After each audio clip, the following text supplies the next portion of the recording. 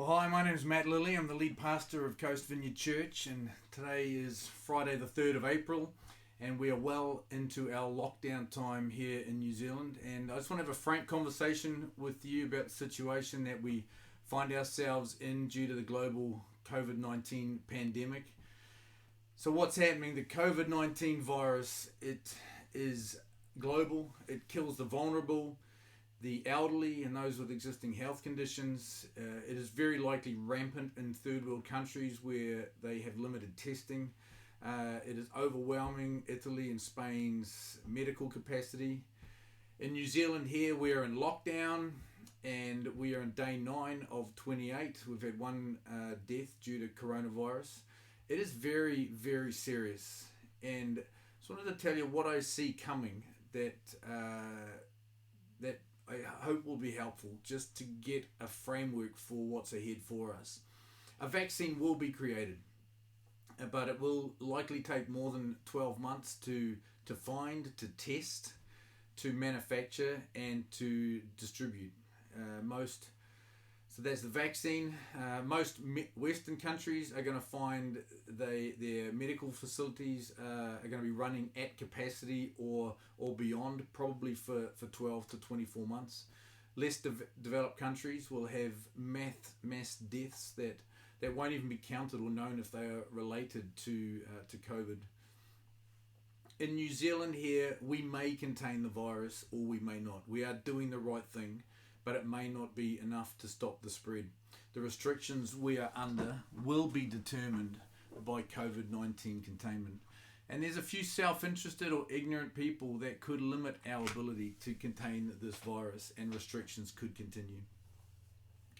The lockdown may be extended. This is a real possibility that you have to be aware of. The restrictions are likely to reduce back to level 3 or level 2 at some point, but then go back up to full lockdown, probably in certain areas, just depending on the virus hotspots there. Economically, there is going to be a brutal economic downturn that will have flow down effects on many businesses and jobs, and there will be job losses that can't be helped. The government can't dish out money indefinitely. There's going to be an increase, obviously, in stress and anxiety and fear in our country that will outwork its ways that negatively impact relationships. So there's a lot of challenging times ahead for us. And what does that mean for us, for you, for me?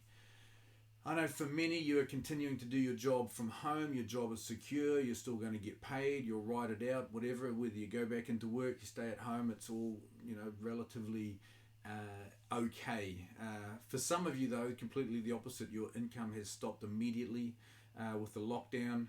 You'll have an uncertain time in future with your job and your income.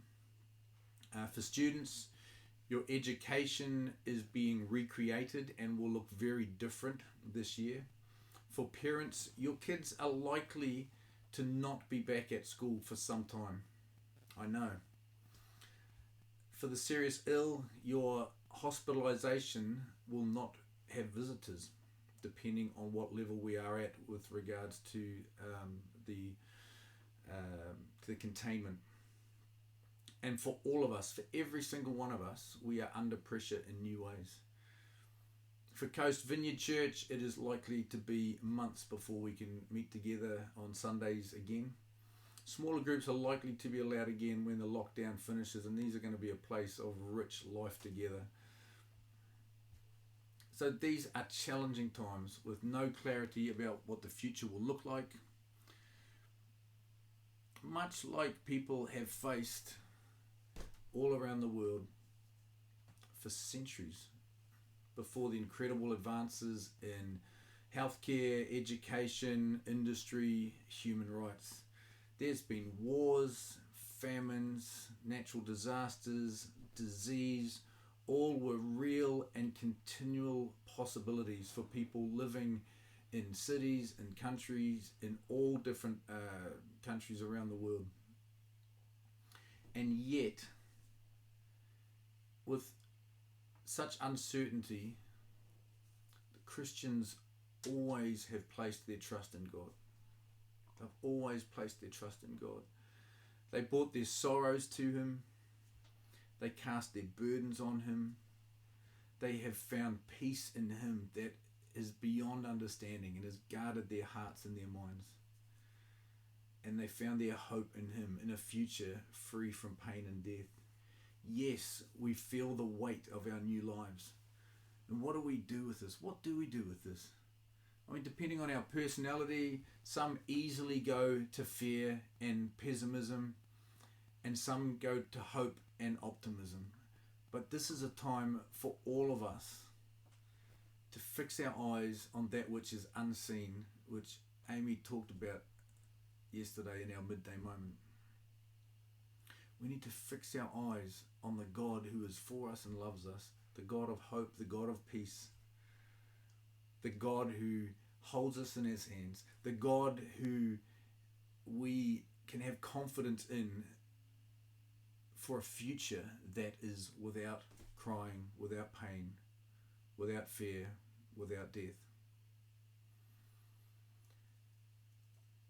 So could I ask you to fix your eyes on God, to fix your eyes on Jesus. Lean into hope. Lean into the God of hope. And keep leaning in until we find hope pouring into our hearts, our hope pouring into our minds. Keep leaning into God, leaning into the hope that He would give us. And then we can be carriers of hope into a confused and anxious world. And why not start today? Decide to move from panic to peace and find your peace and your hope in God. Start with your household and then make a couple of phone calls and make a difference in people's lives today. Coast Vineyard, I am praying for you. I am with you in all that is in front of us. We'll see you Sunday at 10 a.m. God bless.